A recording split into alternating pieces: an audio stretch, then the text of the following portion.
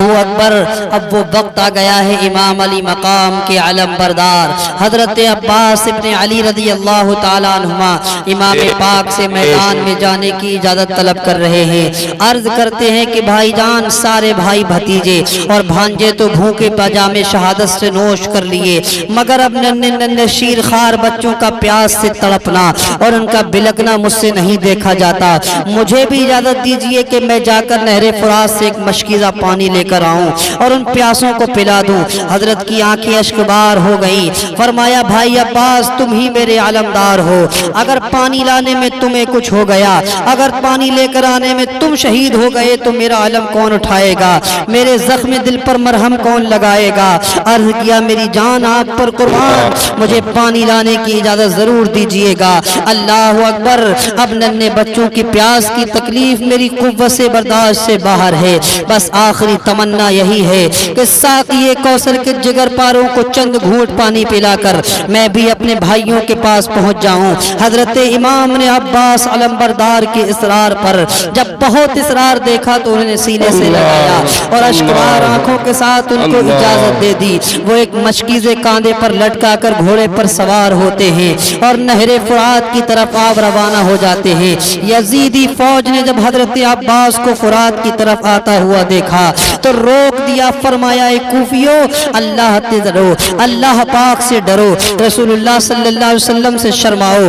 افسوس، صد افسوس کہ تم لوگوں نے بے شمار خط بھیج کر نواسے رسول کو بلا لیا، اور جب وہ سفر کی مشقتیں اٹھا کر تمہاری زمین پر جلوہ گر ہوا تو ان کے ساتھ تم نے بے وفائی کر دی، دشمنوں سے مل کر ان کے تمام رفقا اور عزیز و اقارب کو شہید کر دیا۔ چھوٹے چھوٹے بچوں کو ایک ایک بوند پانی کے لیے ترسا رہے ہو۔ سوچو قیامت کے دن ان کے نانا جان کو کیا منہ دکھاؤ گے؟ کوفیوں نے جواب دیا کہ اگر ساری دنیا پانی ہو جائے تب بھی ہم تمہیں پانی کا ایک قطرہ نہیں لینے دیں گے جب تک حسین یزید کی بیعت نہیں کر لے۔ ظالموں کا یہ جواب سن کر آپ کو جلال آ گیا۔ فرمایا، حسین، سر کٹا سکتے ہیں لیکن باطل کے آگے سامنے سر جھکا نہیں سکتے۔ مرد حق باطل سے ہرگز خوف کھا سکتا نہیں، مرد حق باطل سے ہرگز خوف کھا سکتا نہیں، سر کٹا سکتا ہے لیکن سر جھکا نہیں۔ پھر حضرت عباس شیر کی طرح ان پر جھپٹ پڑے اور تلوار دھواں دار چلانے لگے، یہاں تک کہ بہت سے دشمنوں کو موت کی نیند سلاتے ہوئے فرات کے قریب پہنچ گئے۔ پانی کے کنارے والی فوج نے جب آپ کو دیکھا تو آہنی دیوار بن گئی، مگر شیر خدا کا شیر مارتے کاٹتے دشمنوں کے صفوں کو چیرتے پھاڑتے آگے بڑھا اور گھوڑے کو فرات میں داخل کر دیا۔ فرمایا، بھرا اور مشکیزہ بھرا اور ایک چلو ہاتھ میں پانی لے کر آپ نے پینا چاہا۔ ننھے بچوں کی پیاس کا تڑپنا اور ان کا پیاس سے بلکنا آپ کو یاد آ گیا۔ آپ کی غیرت ایمانی نے یہ گوارا نہ کیا کہ ساقی کوثر کے دلارے اور علی کی فاطمہ کے جگر پارے تو پیاس میں تڑپے اور ہم سیراب ہو کر یہاں پانی پی لے۔ آپ نے چلو کا پانی ڈال دیا اور بھرا ہوا مشکیزہ بائیں کندھے پر لٹکائے ہوئے نکل پڑے۔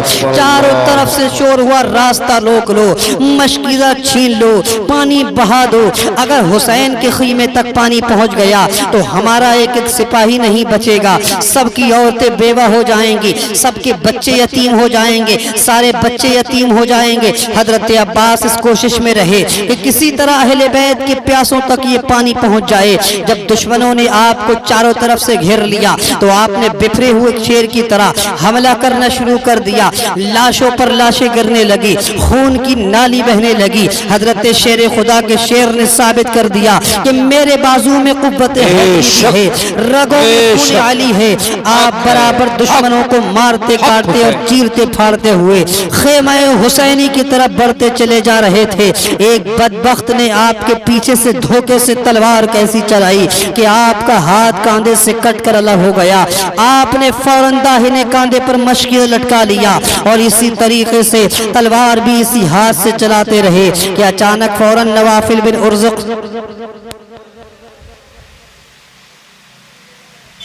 پھر اچانک ایک نوافل بن ارزق خبیث نے داہنا بازو بھی کاٹ کر الگ کر دیا۔ اب آپ نے مشکیزوں کو دانتوں سے پکڑ لیا، مگر مشکیزوں کو خیمہ حسینی تک پہنچنا خدا کو منظور نہ تھا۔ ایک بدبخت کا تیر مشکیزے میں ایسا لگا کہ پار ہو گیا اور اس کا سارا پانی بہ گیا۔ پھر ظالموں نے چاروں طرف سے گھیر کر آپ کو زخموں سے چور چور کر دیا، یہاں تک کہ آپ گھوڑے کی زین سے زمین پر تشریف لے آئے اور یا اخاہ ادرکنی فرمایا، یعنی اے بھائی جان میری خبر لیجئے۔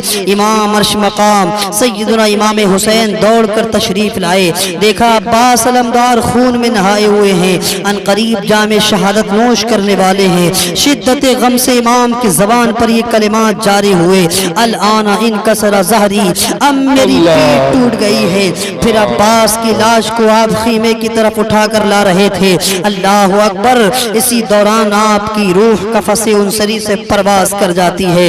انا للہ و انا الیہ راجعون۔ لوٹا اجل نے شیر الہی کے باغ کو، بھائی کے دل سے پوچھئے بھائی کے داغ کو، یہ شہادت غازی